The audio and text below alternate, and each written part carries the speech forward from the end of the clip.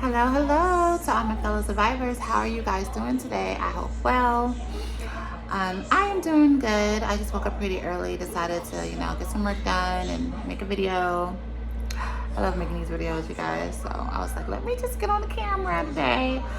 I just woke up, made my kids breakfast, and you guys are gonna always hear them because they are loud. But they're in there right now while I just make this quick video for you guys.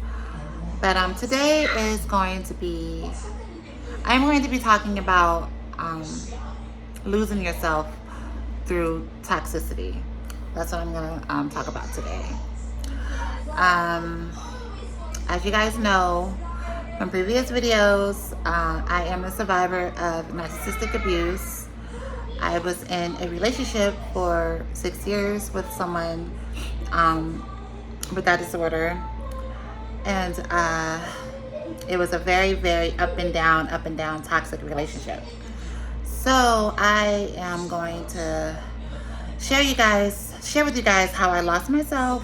And towards the end, I didn't even know who I was anymore. And I believe I spoke on this before, but I'm gonna get deep into details today about how it really feels to lose yourself and don't even really know who you are anymore. In the midst of it. It takes some time to figure out who you are and who you want to be again, because to be honest with you, when you are in that situation and you get guided out of it, when the Most High guides you out of it,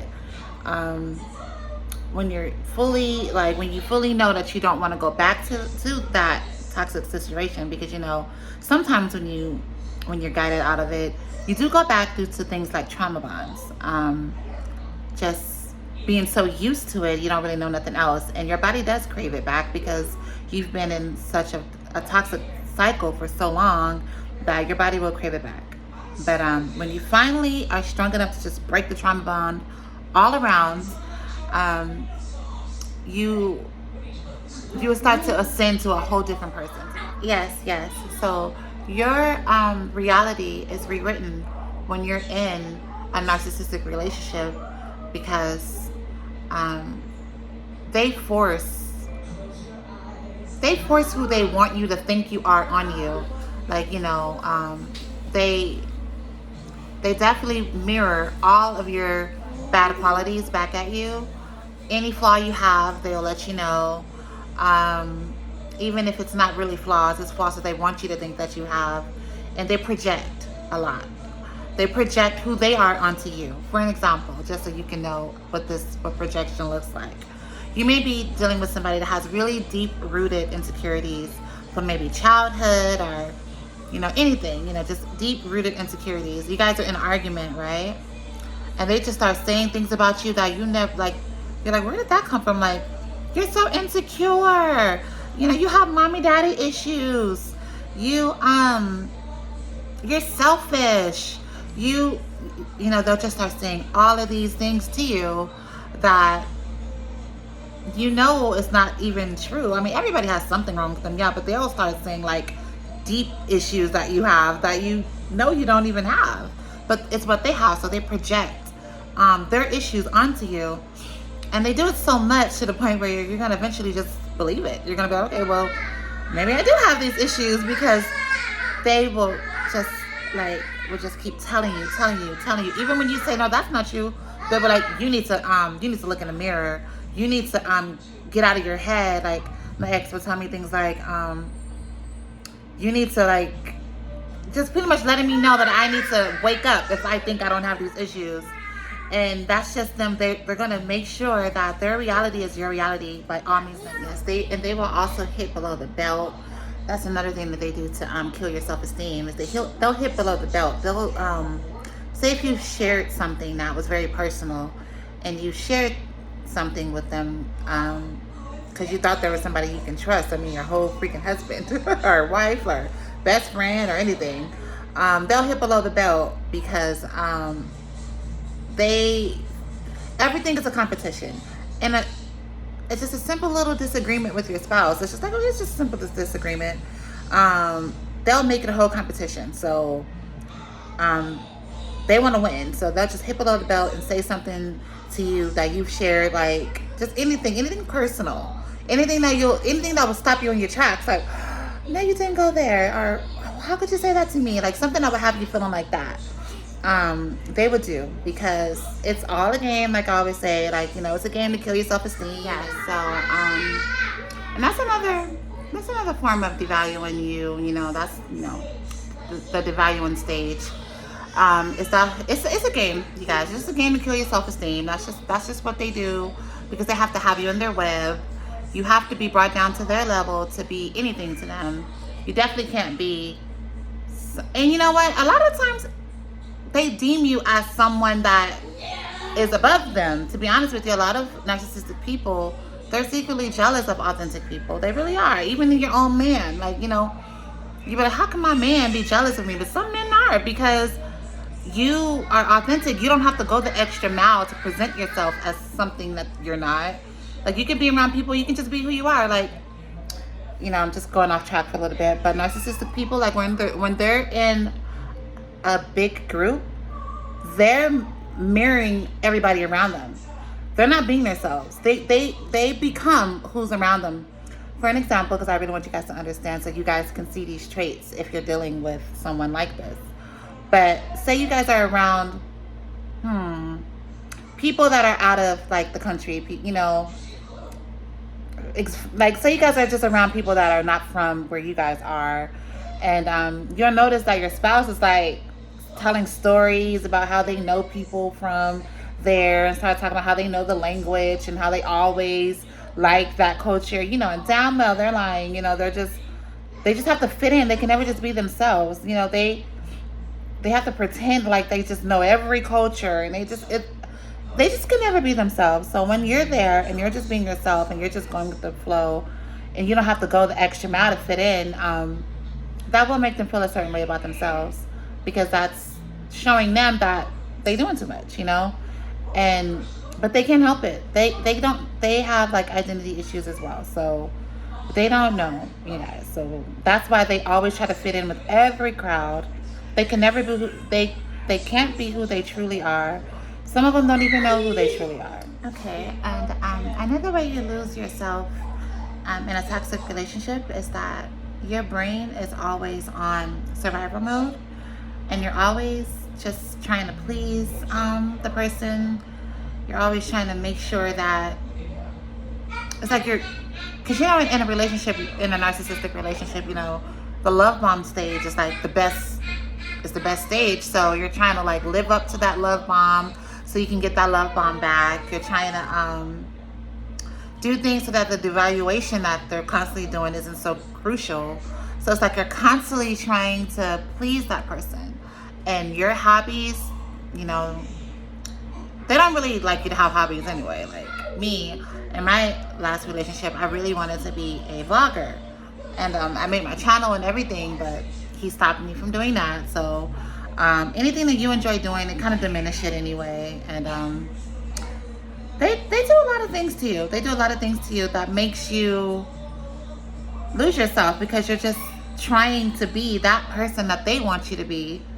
And it's kind of like you don't even know who that is. I think they just want you completely under their wing, not having your own identity, don't have your own brain, your own ideas. They want you to be like completely theirs in every way.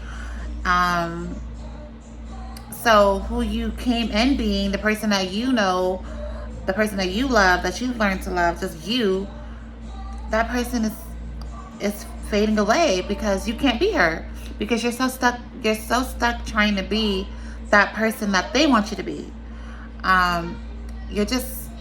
You're steady trying to please. And when you feel like you're giving your all, they tell you that you're not. And you know that you're giving all that you possibly can, and it's never good enough for them. So you're like, okay, well, if that wasn't good enough, let me do this. Then they say, no, that's not good enough. Then, well, if that's not good enough, let me do this. And then that's not good enough. So you're just like constantly just doing stuff to just try to please this person that is just impossible to please. And in the midst of that, you don't know who you are, you don't do anything. Like self-care is like hard. It's hard to keep up with yourself. If you got small kids like I did, it's hard to even keep up with them because you're just stuck trying to please somebody. You know, that's really how it is. That's the only way I can put it. Like, you're stuck trying to please somebody and you completely lose your authentic self in the midst of it. And it's hard.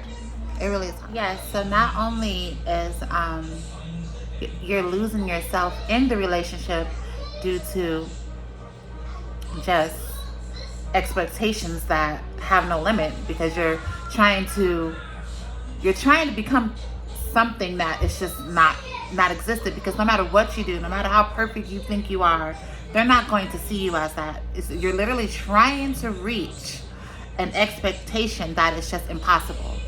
I'm telling you, anybody that's dealing with a narcissistic person that you're trying to get them to love you again, it's not going to happen. They only love you when it's suitable for them. You know, that's when they start to give you a love bomb, when they feel like they want to. They're never going to love you for you, because who you are authentically is not even somebody that they like. They like the you that's they like the you that they have on a leash. As long as you're on your knees with the leash around your neck, and you're doing whatever the hell they tell you to do, you know, like a little puppy that's trying to get a bone, you know, that's the you that they like. They don't like the free you, the you that have your own ideas, your own, you know, your own wants, your own view of life. They don't like that. The only you that they like is the you that, like I just said, the dog. That's the only you that they like. So, but yeah, like, not only are you dealing with that, you're dealing with, once you're out of the relationship, once you're guided out, you're dealing with grief. And it's like, you're grieving. I'm telling you guys, I was really grieving. Okay, so I'm just gonna tell a little story about, so you guys can fully understand. And I have to tell you my side and what I went through, because that's all I know. But yeah, when I was freshly guided out of the relationship, I was, my family, you know, I'm not gonna lie, they couldn't stand him. They did not like to see me being treated like that, especially my mother. She didn't like what I was going through. You know, it hurted her to see her daughter going through that, and I understand that. But one thing I did that my family really couldn't understand, and they were just like, what the hell, is I was posting pictures of us on my Facebook. I was posting like family pictures of us. This is when he, it was a drastic ending. But yeah, it was, yeah. But I was posting pictures of us, and my family was like, why are you posting pictures? And to them, they thought it was because I wanted him back and all that things. But I'm not gonna lie, I was posting pictures because I was like grieving. I was grieving a relationship that was real to me. My marriage was real to me. I loved my husband. I'm not even gonna sit here in front and say I didn't. So every time, I don't want to cry, you guys. Okay. The reason I was posting family pictures of us is because I was accepting the reality that my marriage is over. The man that I just had to accept that it was over. It was like I was grieving. It was like a death. It felt like a death to me. Like my marriage was killed. You know, it's like my marriage was murdered. I felt like literally that I was going through a death. Like I was grieving a death. That's what it felt like. And a lot of divorcees say that marriage feels like divorce and separation feels like, you know, a death in the family. That's really what I felt like. But as I'm sitting here thinking about it now, it's like I was grieving what I thought was like that ultimate goal that I was constantly trying to reach was a stable, loving relationship with a healthy partner. I finally had to realize that is no longer going to happen. But that goal that I was always trying to reach, that goal is dead. I would never be in a loving relationship with this individual. We would never be able to reach a point in our lives when we're getting along and our marriage is smooth and we're stable, raising our children as two healthy people. That goal that I was always trying to reach was no longer. And it was devastating to me because No matter how much no matter how much stuff he put me through, no matter how much it was in my face that this man is not for you and this is never going to happen, I was still trying to reach that goal.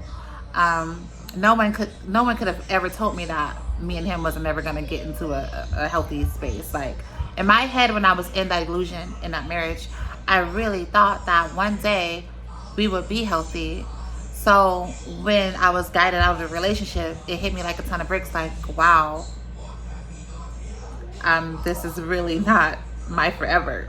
You know, it was very, very painful and hurtful for me. You know, it was like a big loss for me. Like, seriously. Yeah, so I was grieving the relationship, but as time went on, I started to realize it was, I'm not going to use the word foolish, but it wasn't at my best interest to grieve such a toxic relationship.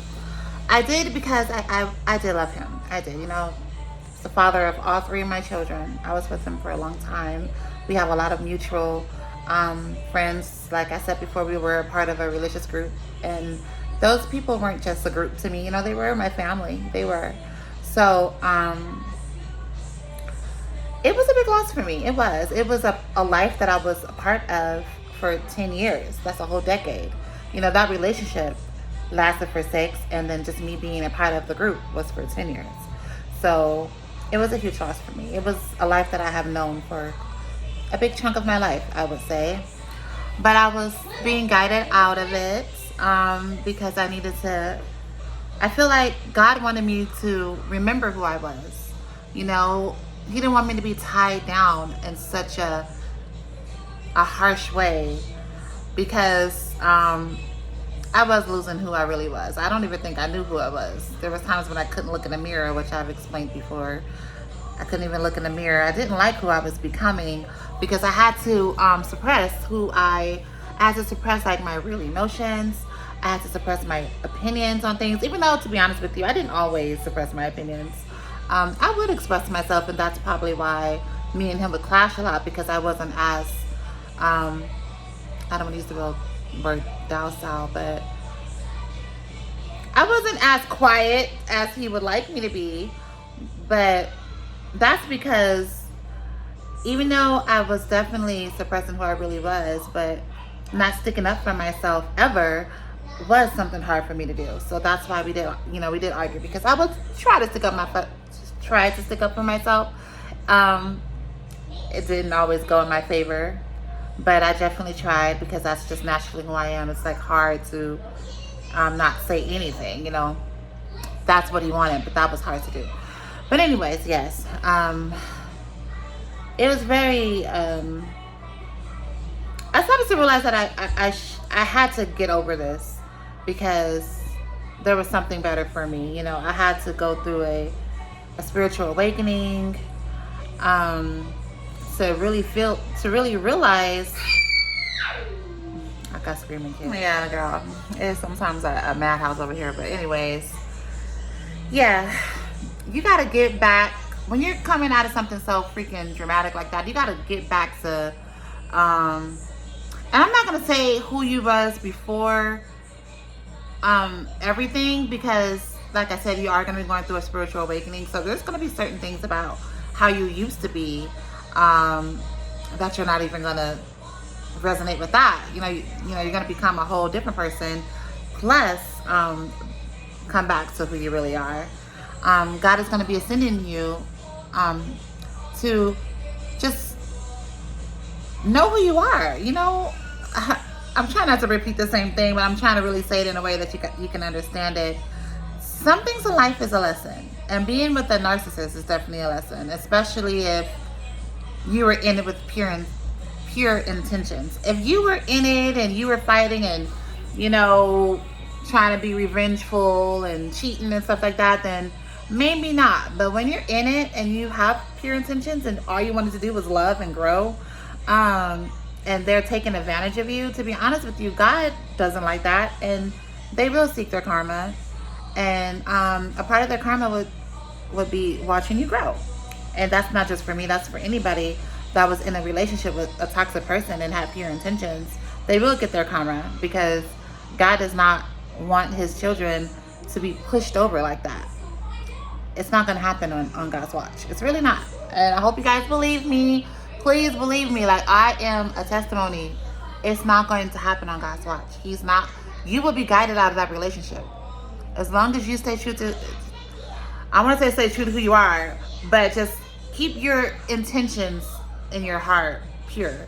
Like, don't seek revenge. Still try to love them, even though they're not loving you.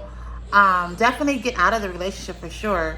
But just don't be in it. Don't become evil like them.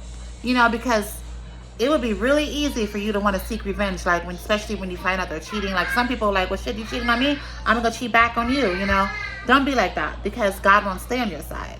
So if you keep pure intentions, then you will have the holy power on your side. So just know that. Yes, don't seek revenge. And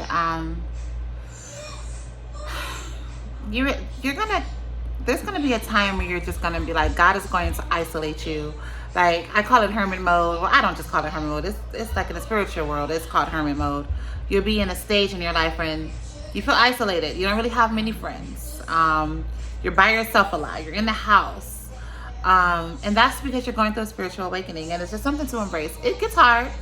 I'm not gonna get lonely sometimes. I'd be like, just want a friend, I don't have no friends, y'all. I don't have no friends. So I don't have no lover, no nothing. I'm by myself, but it's all good because it's not gonna be forever.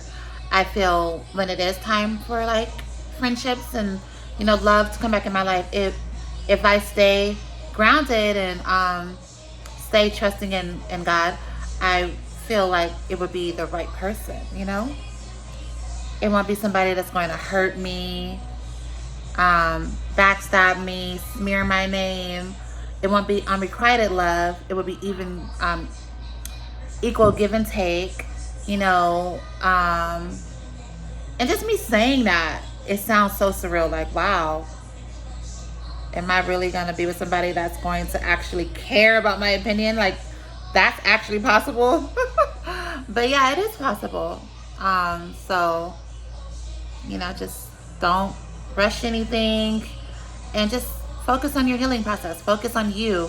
Focus on, a career, get a hobby, your children, family, and just embrace the single life. And I'm talking to myself too. Okay. But yes, but that's all I have today. It will be hard. You will lose yourself in the midst of that toxic relationship, but yourself will come back to you in a whole better way. Like, just better. You'll be better. You'll be better. Just trust the process. And also, while life takes its course, always remember to just breathe. I gotta go.